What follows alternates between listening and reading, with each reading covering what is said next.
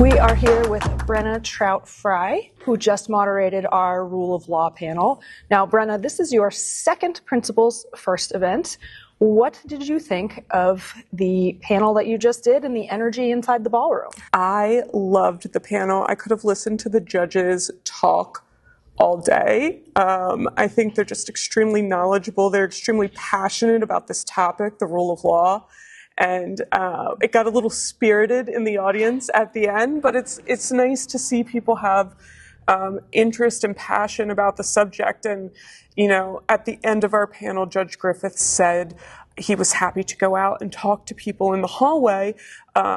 He's still out there talking to people, by the way. Yeah. And I think that's amazing. Yeah. Like, it's just a testament to what this organization does is facilitate that conversation. So we first got connected with you because you garnered a lot of attention when you resigned from the law firm that you used to work at, which bent the knee to Trump. That was something that was a red line for you. And when you came to our signature dinner series in New York, you talked about the fact that everyone has a line.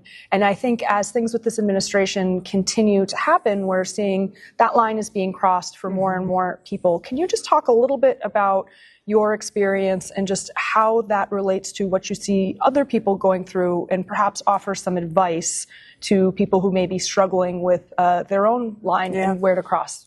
I think it's really hard because there are a lot of difficult decisions to be made in a lot of cases. When you leave your job, obviously you're leaving your income. You don't know whether you will be accepted by the legal profession. In my instance, when I left my law firm.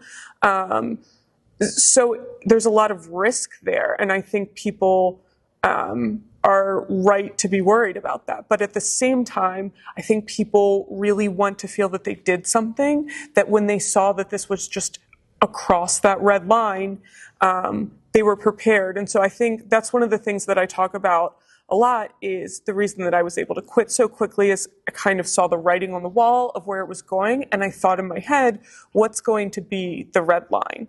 And it was this deal that was made between my large law firm and the president. And so that's what I encourage people to do, is beforehand decide where that line is, because that's going to make it easier for you when it is crossed to stand up and say something. And I know a lot of people, you know, we're in a moment of history where these things are happening, and you want to be able to tell your children and your grandchildren down the line that you did something. When you saw that something was not right, you did something. And I think a lot of people are being really brave in this moment. Yes, and that includes you. Area where you and I have connected, you just mentioned children. We are both mothers of young children, and I think that's something that draws a lot of people to this movement. We're concerned about the future that our kids are going to grow up in. What changes would you like to see for the world that kids like our own will inherit, and what do you want them to take away from this moment in history? I think one of the things that I want to see change most, and one of the reasons I'm drawn to Principles First so much, is I want more conversation between people on opposite sides of the political divide. I want people to see each other as humans and not monsters.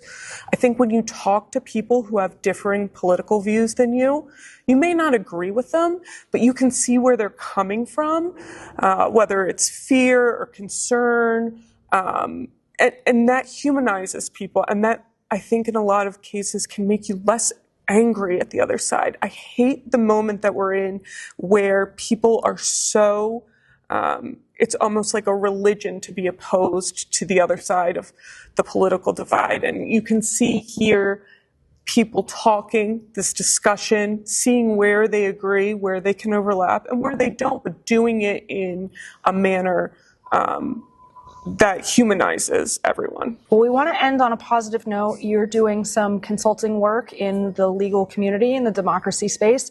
Based on the work you're doing, what gives you hope for the future? One of the things I'm really hopeful about at the moment is state officials stepping up to kind of fill in the gap, maybe where the federal government isn't enforcing some of the laws the way we would like. In particular, I'm thinking about the California AG, Banta, and a number of other states who are thinking of ways to use consumer protection laws to kind of enforce federal Foreign Corrupt Practices Acts. You know, the federal government has said that they won't enforce the Federal Corrupt Practices Act, but there is the ability for the state to step in to that enforcement space. And I think one of the things that I'm excited about is, are we going to find new ways to enforce the rule of law? Right.